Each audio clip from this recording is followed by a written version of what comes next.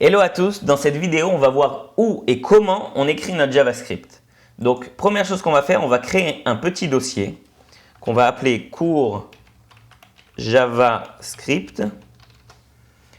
Dans ce petit dossier, on va créer un petit fichier texte qu'on va appeler index et on va changer l'extension en HTML. Oui, je veux changer l'extension.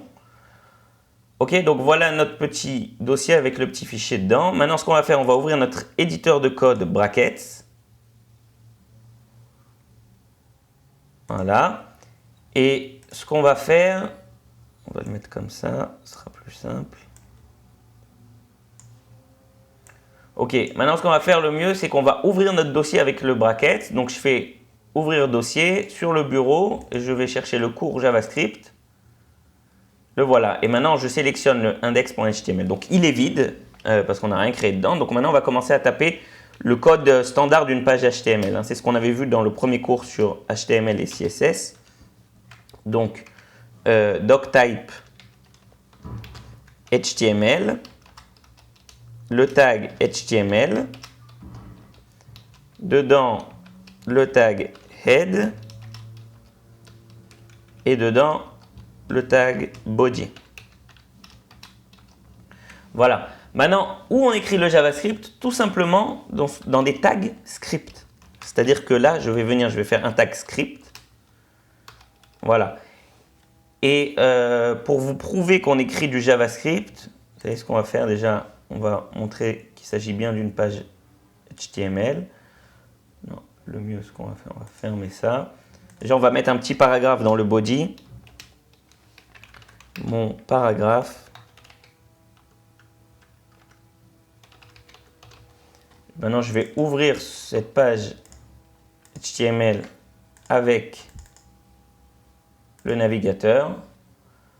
Et voilà notre page HTML.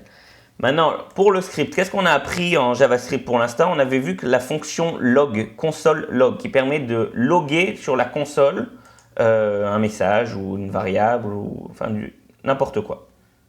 Donc, si je viens là, je fais Developer Tools et je prends voilà l'onglet console.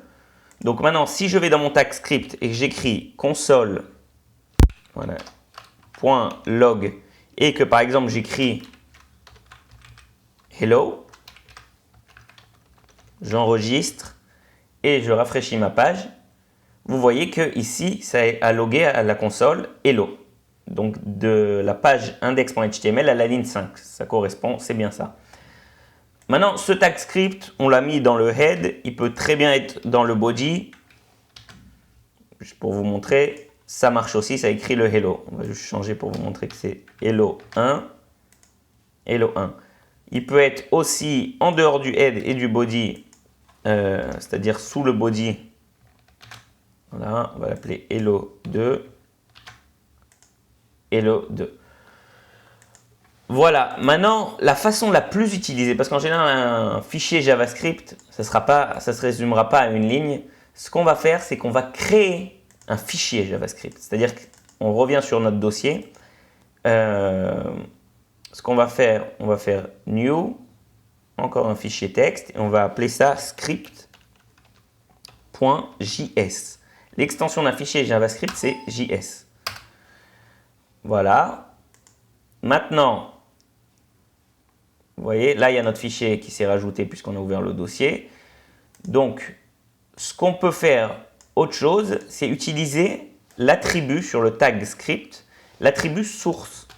Là, si je viens et j'écris source et je choisis le script.js,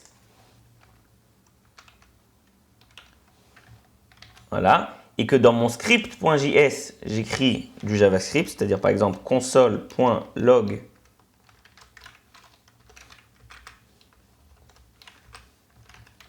hello John. Voilà, je rouvre notre page, je rafraîchis le tout.